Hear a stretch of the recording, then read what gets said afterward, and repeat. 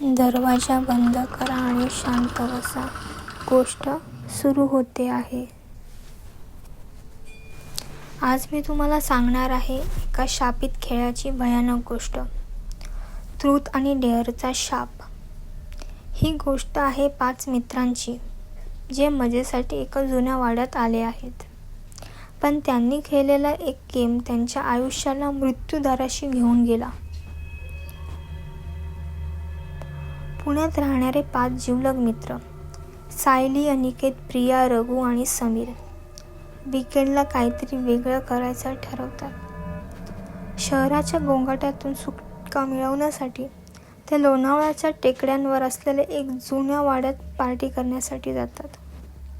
हा वाडा अनिकेतच्या एका ओळखीच्या नातेवाईकांचा आहे.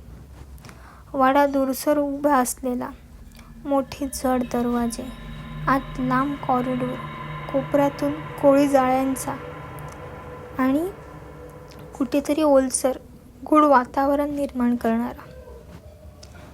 संध्याकाळी सगळे वाड्यात पोचतात.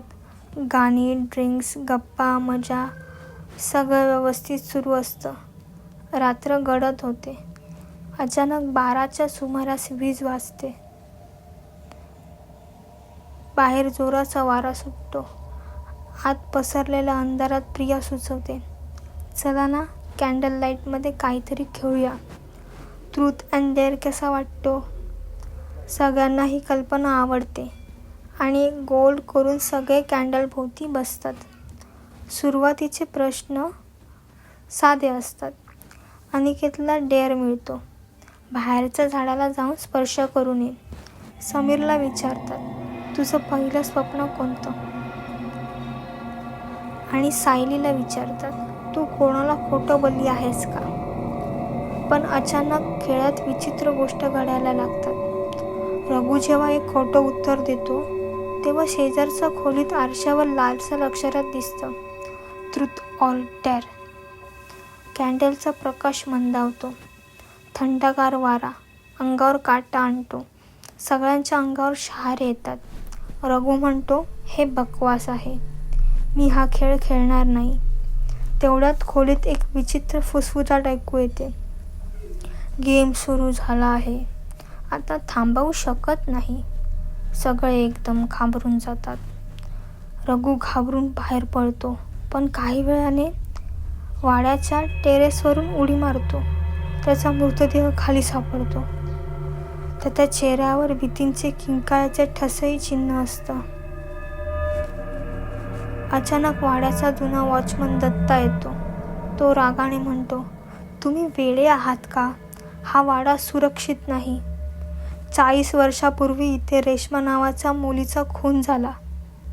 त्या दिवशीही पार्टी दरम्यान हा ट्रूथ अँड डेअर गेम खेळला गेला आणि तिचे मित्र तिला डेअर करताना मारले गेले. त्या दिवसापासून हा गेम शापित झाला आहे.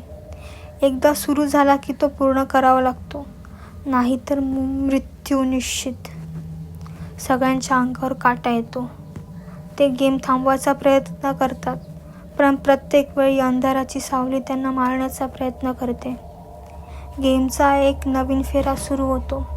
समीरला डेअर मिळतो, मृत्यू विहिरीतून एक हाडं काढ.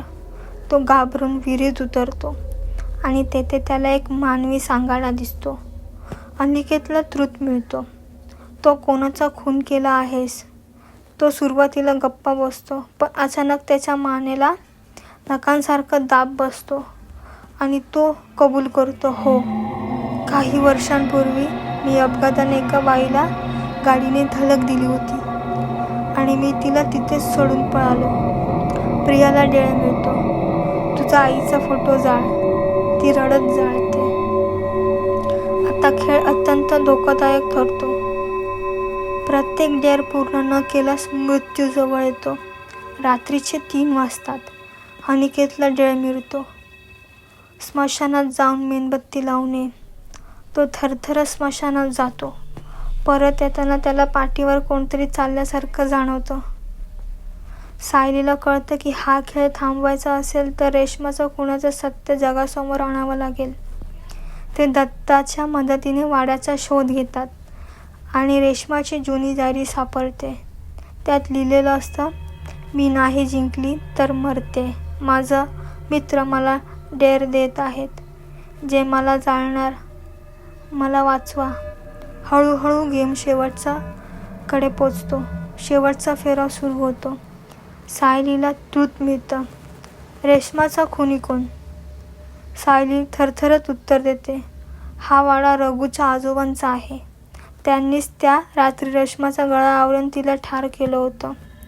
इतकं बोलताच वाड्यात मोठा आवाज होतो.